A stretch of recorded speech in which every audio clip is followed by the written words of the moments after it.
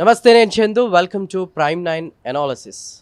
25 మంది సభ్యులు, 17 పార్లమెంటు స్థానాలు, 7 అసెంబ్లీ సెగ్మెంట్లు, దాదాపు 309 దరఖాస్తులు. ఇప్పటికే ఆ పార్లమెంటు సెగ్మెంట్పై 10 మంది ఇంట్రెస్ట్ చూపిస్తున్నట్టు తెలుస్తోంది. ఆ ప్లేస్ ఏంటో వేరేగా చెప్పక్కర్లేదు. మనం మెదక్ గురించి మాట్లాడుతున్నాం. మెదక్ పార్లమెంటు సీటుకి సంబంధించి కూడా మైనంపల్లి హనుమంతరావు ఫోకస్ చేసినట్టు తెలుస్తోంది. ఈ నేపథ్యంలోనే ఆయన చలో సిద్దిపేటలో కార్యక్రమంలో భాగంగా కూడా అక్కడ కాంగ్రెస్ కార్యాలయాన్ని ప్రారంభించారు. ఈ నేపథ్యంలో కాంగ్రెస్ కార్యకర్తలు, అక్కడ ఉన్నటువంటి వారు కూడా భారీగా ఏర్పాట్లు అయితే చేసి ఆయనకు ఆహ్వానం పలకడం జరిగింది. ఇక మొత్తం మీద 10 మంది ఆ పార్లమెంటు స్థానానికి సంబంధించి ఇంట్రెస్ట్ చూపిస్తున్నారు. వారిలో ముఖ్యంగా మాజీ ఎంపీ విజయశాంతి ఉన్నారు. అలానే మరికొంతమంది నేతలు కూడా ఉన్నారు. అయితే మనం ఇక్కడ ముఖ్యంగా చెప్పుకోవాల్సింది కేసీఆర్ వర్సెస్ మైనంపల్లిగా మారబోతుందా సిచ్యువేషన్. ఎందుకంటే ఆయన బీఆర్ఎస్ పార్టీకి సంబంధించి కూడా ఉండి అక్కడ సీట్ ఆశించి భంగపడి ఆ తర్వాత ఇప్పుడు కాంగ్రెస్లో చేరడం జరిగింది. అయితే మెదక్ పార్లమెంటు స్థానం, ఎందుకంటే అక్కడ ఆల్రెడీ మైనంపల్లికి మంచి పట్టే ఉంది. ఇప్పటికే ఆయన కుమారుడు మైనంపల్లి రోహిత్ కూడా ప్రస్తుతం ఎమ్మెల్యేగా ఉన్నారు. ఏదేమైనప్పటికీ కూడా గతంలో ఉన్నటువంటి ఎక్స్పీరియన్స్ దృష్ట్యా కూడా ఆయనకే కాంగ్రెస్ ఎక్కువగా మొగ్గు చూపే అవకాశం అయితే కనిపిస్తోంది. మొత్తం మీద ఈ నేపథ్యంలోనే ఆల్రెడీ ఒక హింట్ వచ్చిన నేపథ్యంలోనే ఆయన కాంగ్రెస్కి సంబంధించిన అక్కడ కార్యాలయాలను ఏర్పాటు చేయడం కావచ్చు, ఇవన్నీ కూడా జరిగిపోయాయనేటువంటి వార్త కూడా చక్కర్లు కొడుతుంది. ఏదేమైనప్పటికీ కూడా సీఎం కేసీఆర్ కూడా ఆ పార్లమెంటు స్థానానికి ఆయన ఈసారి అక్కడ ఎంపీగా పోటీ చేయబోతున్నారని తెలుస్తోంది, బరిలో దిగబోతున్నారని తెలుస్తోంది. అయితే బీఆర్ఎస్ వర్సెస్ కాంగ్రెస్గా అయితే ప్రస్తుతం సిచ్యువేషన్ అనేది మారిందని మనం చెప్పుకోవచ్చు. మొత్తం మీద మైనంపల్లి హనుమంతరావు ఎవరైతే ఉన్నారో ఆల్రెడీ ఆయనకి ఆ మెదక్పై మంచి పట్టుంది.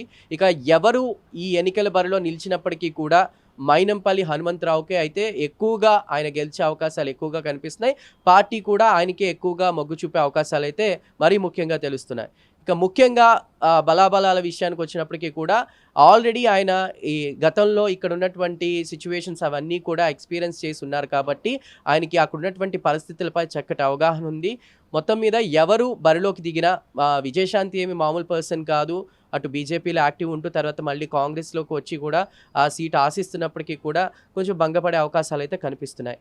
ఏదేమైనప్పటికీ కూడా మైనంపల్లి హనుమంతరావు కాంగ్రెస్కి సంబంధించి కూడా అటు ఎంపీగా మెదక్ నుంచి పోటీ చేస్తున్నారు. అయితే ఇక్కడ మనం చెప్పుకోవాల్సిన అంశం ఏంటంటే కాంగ్రెస్ కొన్ని ప్లేసెస్లో కొంత యాక్టివ్గా ఉంటే బీఆర్ఎస్ పార్టీ కొన్ని ప్లేసెస్లో యాక్టివ్గా ఉంటుంది. మా గజ్వేల్ విషయం తీసుకుంటే కేసీఆర్, సిద్దిపేట తీసుకుంటే హరీష్ రావు, అదేవిధంగా కొత్త ప్రభాకర్ రెడ్డి ఉన్నారు దుబ్బాక నుంచి. ఇలా కొన్ని ప్లేసెస్లో బీఆర్ఎస్ యాక్టివ్గా ఉంటే కాంగ్రెస్ యాక్టివ్గా ఉన్న ప్లేసెస్లో ఎక్కువ శాతం కూడా మైనంపల్లికి ఎక్కువగా వాళ్ళు సపోర్ట్ చేసే అవకాశం ఉన్న నేపథ్యంలో మైనంపల్లి ఈసారి మెదక్కి సంబంధించి కూడా ఆయన పోటీ చేయబోతున్నాడు. ఆల్మోస్ట్ అక్కడ ఉన్నటువంటి ప్రజల్లో కూడా ఆయనకి ఎక్కువగా ఎఫెక్షన్ ఉంది. అలా ఉన్న ప్రజల్లో కూడా ఆయన ఎక్కువ సమస్యల్ని పట్టించుకుంటూ ప్రజల్లో తిరుగుతూ ఉంటారు కాబట్టి ప్రజలు కూడా ఆయన వైపే మొగ్గు చూపే అవకాశం ఉందనేది అయితే మనకి క్లారిటీగా తెలుస్తోంది. ఏదేమైనప్పటికీ కూడా ఇక అటు ఆయన కొడుకు కూడా రాజకీయాల్లోనే ఉన్నారు కాబట్టి మొత్తం మీద మైనంపల్లి హనుమంతరావు ఈసారి పార్లమెంటు స్థానానికి ఆయన ఫోకస్ చేసినట్లయితే మనం చెప్పుకోవచ్చు. ఏదేమైనప్పటికీ